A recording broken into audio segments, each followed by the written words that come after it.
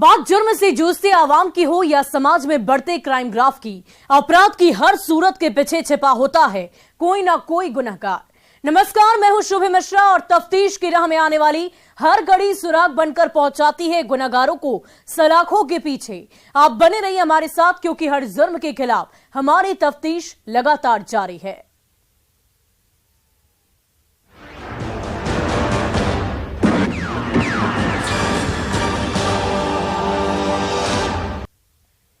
वो फौजी की बीवी है। उस औरत के दो दो चेहरे हैं। जब फौजी पति छुट्टी पर घर आता था तो पत्नी बनकर बाहों में समा जाती थी, लेकिन देश की सीमा पर उसके जाते ही वो आशिक मिजाज माशुका बनकर बंद कमरे में अपने आशिक के साथ रात रंगीन करने लगती थी, जिस्म की प्यास बुझाने लगती थी, ये सोचकर कि कभी बंद कमरे का राज नहीं खुलेगा। लेकिन एक दिन फौजी पति को सब कुछ पता चल गया। वो बेवफा बीवी बन गई और रिश्तों की मकर जाल में उलझ गए, जिससे बाहर निकलने के लिए उसने पति की जगह प्रेमी को चुन लिया और बंद कमरे में आशिक के साथ मिलकर पति की हत्या की स्क्रिप्ट लिख डाली। और मौत होते ही फौजी पति की लाश पर मोहब्बत का जश्न मनाने लगी। जब खुलासा हुआ तो बंद कमरे वाले यार के साथ सनम बेवफा बनकर सलाखों में पहुंच गए। पति फौज में, पत्नी मौज में।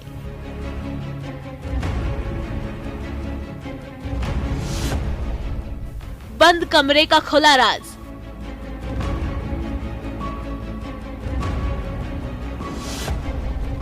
बेवफा बीवी बन गई यमराज।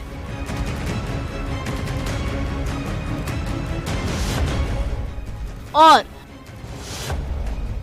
आशिक ने ली फौजी की जान।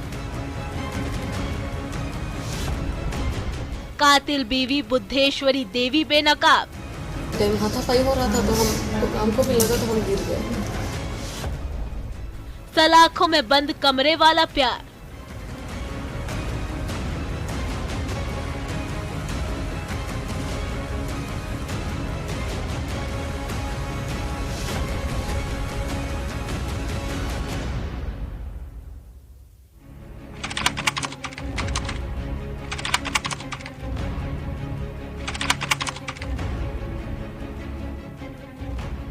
यही वो तारीख है जिस दिन गुमला जिले के सदर थाना क्षेत्र के खोरा जामटोली गांव में आर्मी जवान की हत्या हुई थी। कुछ अज्ञात बदमाशों ने घर में घुसकर रॉड से वार कर परना उरांव की हत्या कर दी थी।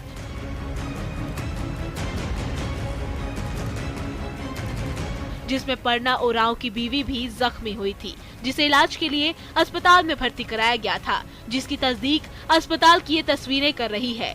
हत्या के बाद से परिवार में चीख पुकार और चित्कार की आवाजें गूंजने लगी थी। बेहोश बीवी होश में आने के बाद खौफनाक रात की पूरी कहानी बता रही थी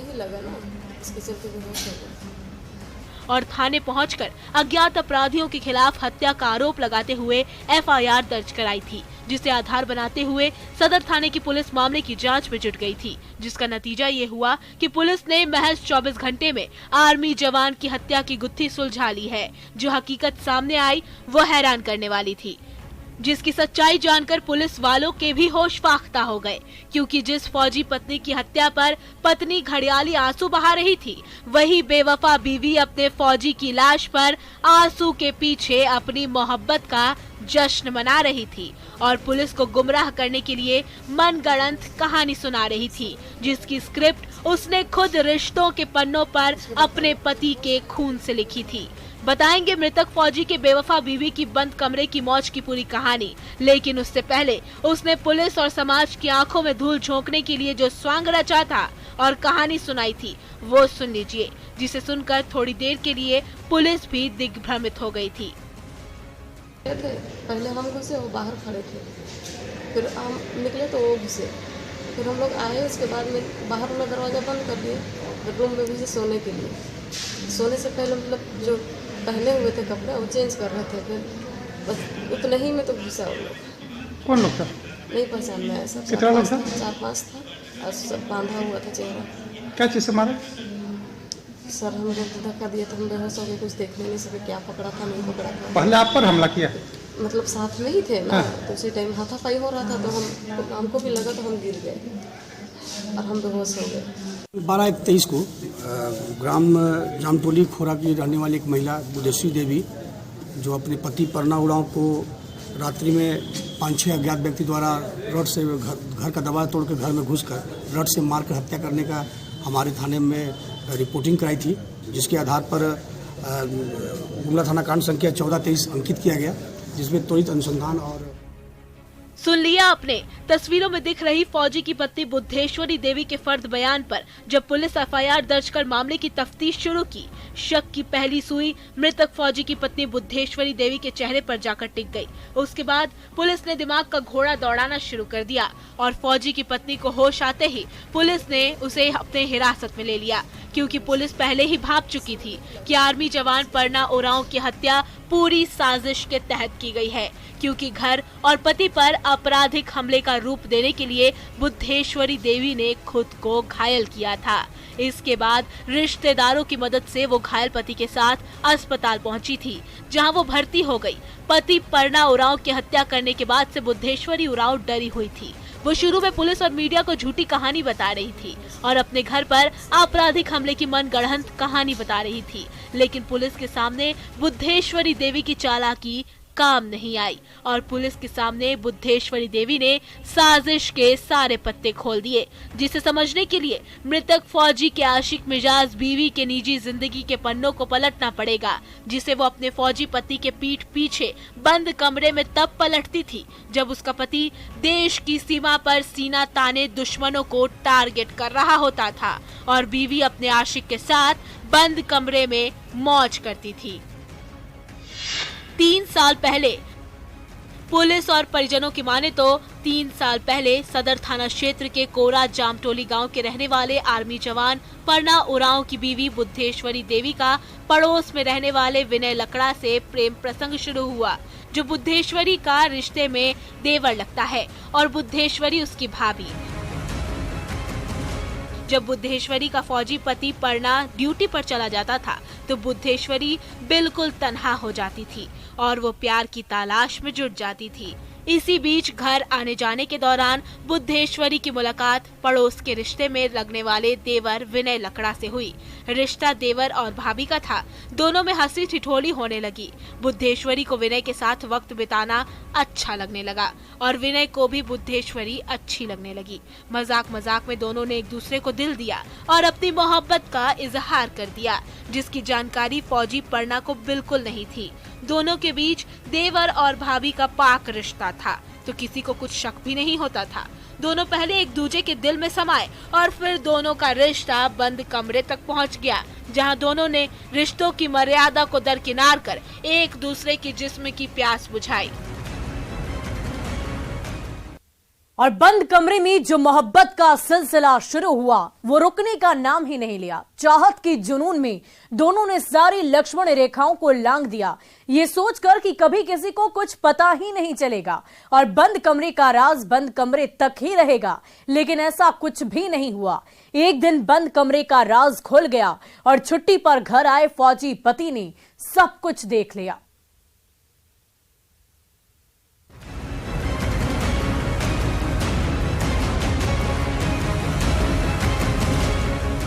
यहीं से पति पत्नी के रिश्तों की डोर कमजोर पड़ने लगी। बेडरूम में प्यार के लम्हों में लड़ाई झगड़े होने लगे। फौजी पति अपनी पत्नी के प्रेम प्रसंग का विरोध करने लगा, जिससे दोनों के बीच और दूरियां बढ़ने लगी और छुट्टी खत्म होने के बाद फौजी परना वापस ड्यूटी पर लौट गया।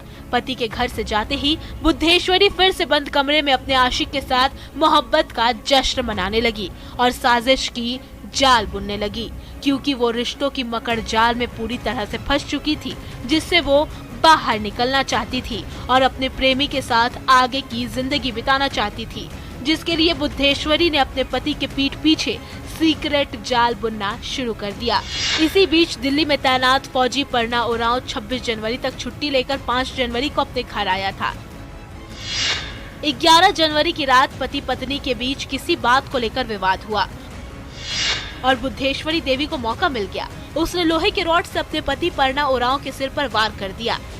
परना उरांव के सिर से बहुत अधिक खून निकलने लगा, जिसे देखकर बुद्धेश्वरी घबरा गई। इसके बाद वो अपने प्रेमी विनय लकड़ा से संपर्क की और उसे बुलाई। इसके बाद बुद्धेश्वरी और विनय ने मिलकर योजना बनाई।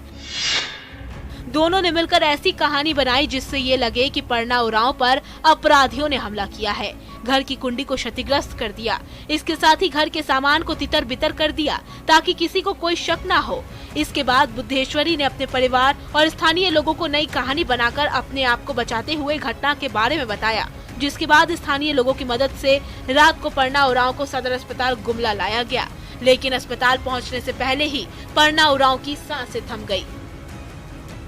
जनवरी में घर आए थे और उसमें दोनों पति पत्नी के बीच में आपसी संबंध को लेकर एक दूसरे पर संदेह लेकर दोनों में आपसी बनाव नहीं होता था। उसे लेकर बराबर उन लोगों में लड़ाई झगड़ा होता था और इसी को लेकर परना उरांव और उनकी पत्नी के बीच में लड़ाई झगड़ा हुआ, कुतुमे में हुआ और उसमें परना उरांव को उसकी पत्नी बुद्धेश्वरी देवी रॉड से उसके सर में मार दी, जिससे वो गंभीर चोट लग गया और सर से काफ़ी खून बहने के कारण उसकी इलाज के क्रम में लाने के क्रम में उनकी मृत्यु हो गई।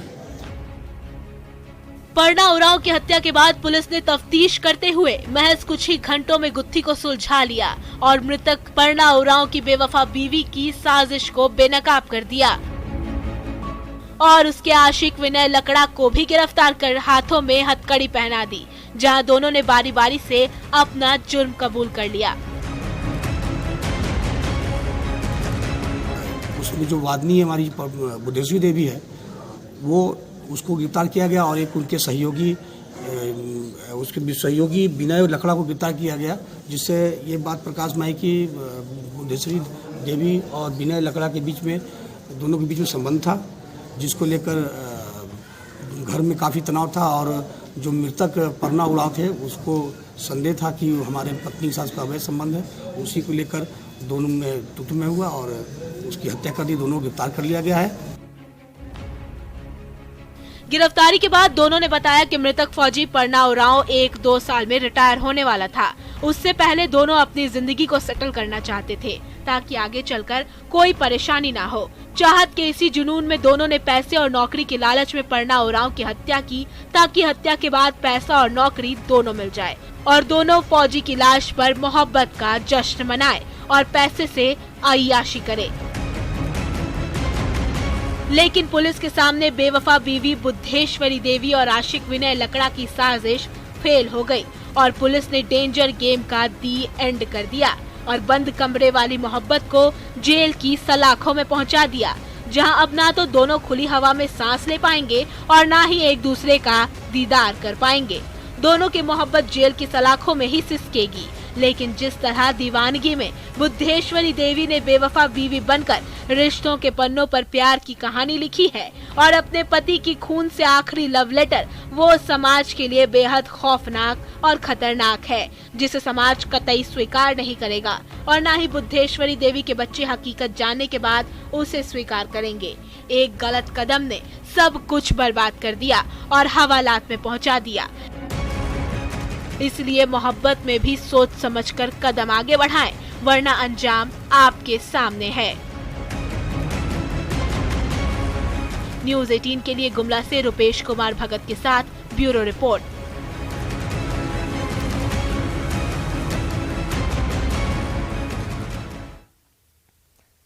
और अगर आप ऑनलाइन शॉपिंग करते हैं, कुरियर के जरिए सामान मंगाते हैं, तो आपको हमारी ये रिपोर्ट जरूर देखनी चाहिए, क्योंकि हमारी ये रिपोर्ट आपकी आंखें खोलने वाली है, जिससे अब तक आप अनजान हैं, जिसका लालच देकर डिजिटल डकैत आपका खून पसीने की कमाई पर आपसे हजारों किलोमीटर दूर बैठकर सेंधमारी कर रहे हैं। आप लॉटरी और कूपन के लालच में पड़कर कुरियर और जीएसटी की राशि का अग्रिम भुगतान कर देते हैं और वहीं से शुरू होता है ठगी का असली खेल। कैसे, इस पूरे रिपोर्ट में देखिए। ऑनलाइन शॉपिंग की आड़ में सेंधमारी।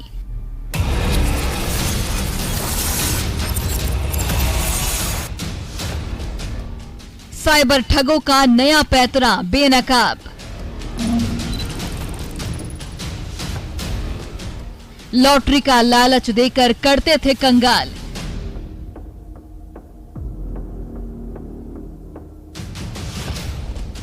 60 दिनों में कई राज्यों के 150 लोग शिकार।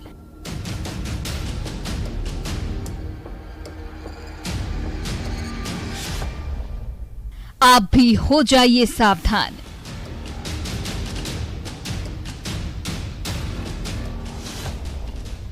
अंगूठा छाप डिजिटल डकैत अरेस्ट।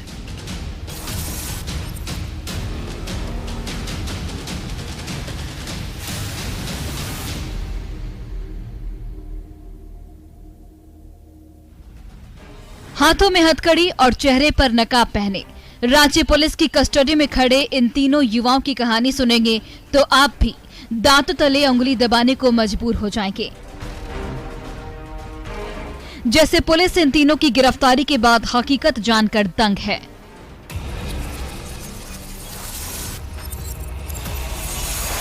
जी हां, क्योंकि जो सच्चाई हम बताने जा रहे हैं वो आपकी आंखें खोलने वाली है, आपको सावधान करने वाली है, कंगाल होने से बचाने वाली है, आपके खून पसीने की कमाई को सुरक्षित करने वाली है, जिससे आप अपने भविष्य को सुरक्षित करने के लिए जमा करके रखे हैं। क्योंकि जिन 3 युवाओं को पुलिस ने अरेस्ट किया है वो शातिर डिजिटल डकैत हैं, जो लिख लोढ़ा पढ़ पत्थर हैं, चौथी पास हैं, लेकिन इन तीनों का दिमाग IAS और IPS से भी तेज है, जो हजारों किलोमीटर दूर बैठकर लोगों को कंगाल बनाने का हुनर रखते हैं, जो झारखंड की राजधानी रांची में बैठकर 1-2 नहीं बल्कि 20 राज्यों के करीब 150 लोगों को चूना लगा चुके हैं, वो भी महज 60 दिनों में। लेकिन रांची पुलिस ने भनक लगते ही तीनों को दबोच लिया और हाथों में हथकड़ी पहना दी है। अब आप सोच रहे होंगे कि तीनों कैसे लोगों को अपने ठगी के जाल में फंसाते थे, तो हम आपको बताएंगे। लेकिन उससे पहले पुलिस ने तीनों की गिरफ्तारी पर जो कुछ कहा वो सुन लीजिए। ये कुछ साइबर अपराधियों की गिरफ्तारी की गई है, जिनके द्वारा ऐसा कह सकते हैं कि एक नए तरीके से लोगों को ठगी का शिकार बनाने का प्रयास किया जा रहा था और बहुत सारे मामलों में ये सफल भी हुए लोगों से ठगी कर पाने में। और न केवल राज्य के बल्कि राज्य के बाहर के भी कई लोगों को ठग पाने में, कई लोगों की राशि एक तरीके से अपने खाते में ट्रांसफर करा पाने में ये कामयाब हुए थे। सुन लिया आपने, तीनों अंगूठा छाप हैं, लेकिन दिमाग से बेहद शातिर और खतरनाक हैं। सभी सुनियोजित तरीके से एक गैंग बनाकर झारखंड की राजधानी रांची में किराए के मकान लेकर ठगी का धंधा चला रहे थे, वो भी ऑनलाइन। जी हां, तीनों ऑनलाइन शॉपिंग साइट में सेंधमारी करके लोगों का डेटा चुराकर ठगी करते थे, बिल्कुल नए अंदाज में। कैसे, हम आपको बताते हैं। तीनों पहले किसी तरह से ऑनलाइन शॉपिंग साइट से ग्राहकों का डेटा चुराते थे। डेटा निकालने के बाद तीनों ग्राहकों के नंबर पर एक मैसेज भेजते थे। मैसेज भेजने के बाद डाक के जरिए लॉटरी का कूपन भेजते थे। कूपन पर एक QR कोड अंकित होता था। QR कोड को स्कैन करने का निर्देश लिखा होता था। साथ ही लिफाफे में कूपन के साथ एक पंपलेट भी रहता था। पैम्पलेट पर लिखा होता था कि लॉटरी की रकम पाने के लिए कुरियर और GST का अग्रिम भुगतान करना होगा।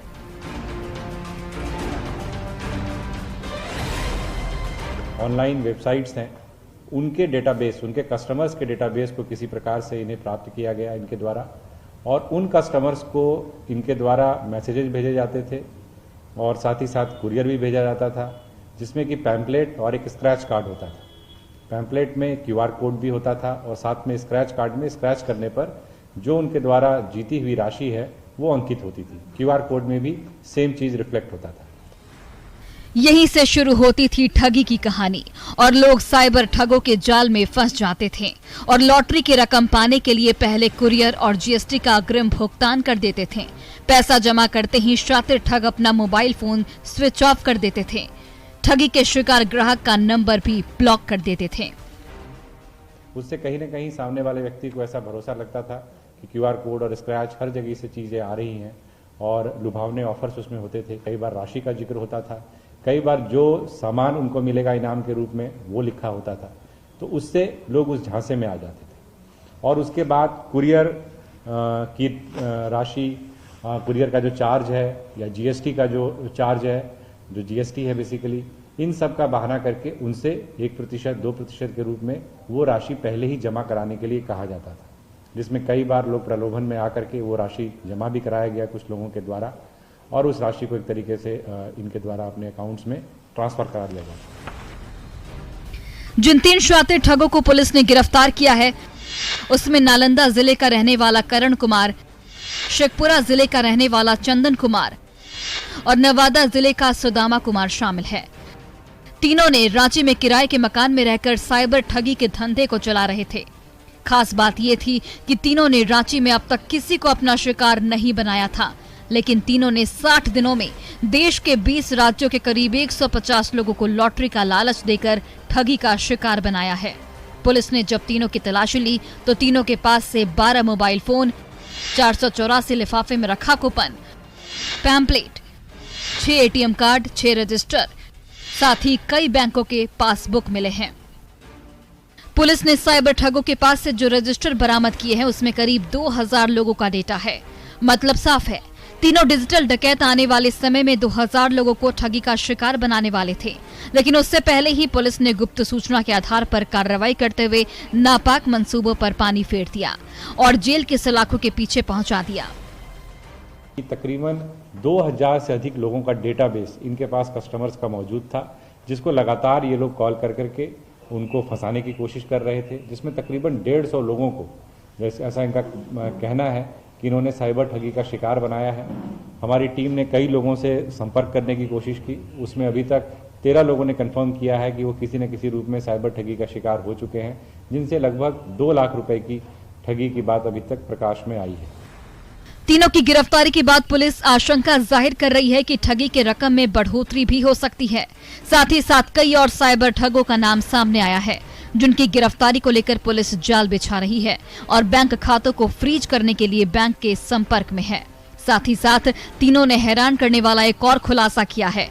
तीनों को आंध्र प्रदेश से आए 2 साइबर ठगों ने ट्रेनिंग दी थी और ठगी के नए तरीके को बताया था, जिसके बाद से तीनों ठगी में जुट गए थे और अब तक 2 लाख की ठगी कर चुके थे, जो आंकड़ा बढ़ भी सकता है। इस तरह रांची पुलिस ने ठगी के नए पैतरे का खुलासा करते हुए 3 अंगूठा छाप ठगों को गिरफ्तार कर जेल की सलाखों के पीछे पहुंचा दिया है और राहत की सांस ली है। हैरानी की बात यह है कि तीनों बिहार के रहने वाले हैं और रांची में बैठकर ठगी का धंधा चला रहे थे। न्यूज़ 18 के लिए रांची से ओम प्रकाश के साथ ब्यूरो रिपोर्ट। अब वक्त हो चला है ब्रेक का, लेकिन ब्रेक के बाद आपको दिखाएंगे साइबर ठगों के नए पैतरों से कैसे बचे।